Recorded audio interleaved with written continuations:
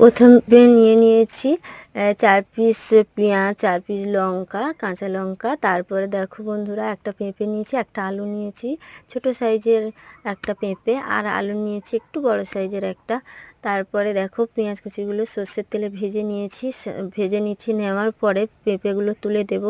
পেঁপেগুলো ছোট ছোট করে কাটবে যাতে তাড়াতাড়ি সেদ্ধ হয়ে যায়। আর এবারে গ্যাসে করছি যেহেতু, তো এবারে ভেজে নেব নেড়ে চেড়ে। তো এই রেসিপিটা অপারেশন রোগীদের জন্য খুবই উপকারী রেসিপি। তো দেখো, যারা অসুস্থ রোগী তাদের জন্য খুবই ভালো। 1 চামচ ফোড়ন নিয়ে নিচ্ছি, নিয়ে কাঁচা লঙ্কাগুলো সবজির সাথে দিয়ে দিলাম যাতে না ফাটে, সেই কারণে। এবারে ডালগুলো 300 গ্রাম ডাল দিলাম, দিয়ে এবারে নেড়ে চেড়ে ভেজে নেব। 1 চামচ হলুদ দিলাম, 1 চামচ লবণ দিলাম, দিয়ে তারপরে আবার একটু ভেজে নেব।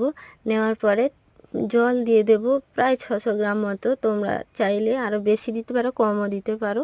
দিয়ে একটু ঢাকনা দিয়ে সেদ্ধ করে নেবে।